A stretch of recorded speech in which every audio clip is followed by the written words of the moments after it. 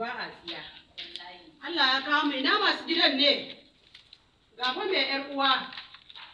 Jama'a ku taya ni gani. Sannun ku da zuwa. Maraban ku. Sannun ku da zuwa. Yawwa. Kun iso? Ai abin ne ya ba mu mamaki muna shigowa falo ba kowa. Sai Allah. Na ce ba masu tare ne? Wallahi duk ba sa nan. Wallahi ba sa nan ina ƴan uwar tawa. Ƴan uwa ta. To ku zazzau shi ne magana. Da hakan aka dai da yafi.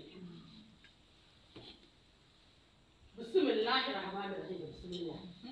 Yawwa. Akwai shaidanu innahu min Sulaiman wa innahu bismillahir rahmanir rahim. Sannan hajiya. Kun zo lafiya. Lau. A'a, to yanzu a tambaye ki a ce ya taro? Domin ni ban ga taron ba. Ni ya gida haka shiru ba ko. Kun san dai abin ne sai a hankali. Wallahi wai kara suka mutu.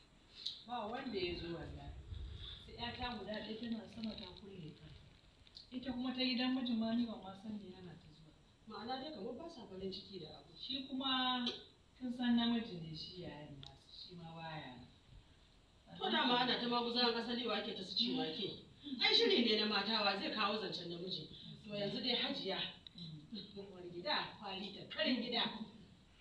Yar uwa ta ce wannan. Ga tana kawo ta. Kin gan mu nan haka Allah yi mu muke nan rak Allah ya ban mu. Ni ce kadai nake da take da ni. Mutum ɗaya kenan tankar da goma. Ke ni na fiye mata mutum dubu ba. Yanzu ga ta nan amana Hajjaju. A rike min yar uwa da amana. Idan kika rike ta da amana, kika kuma rike girman ki za ta bi ki sau da kafa.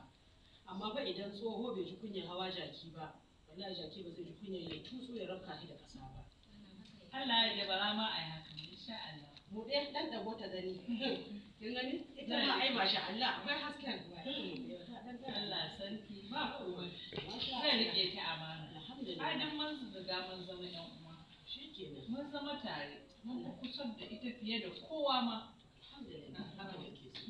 Ban zai na da ɗakin nan. Ya ɗakin nan kuna fita wannan kallon ku.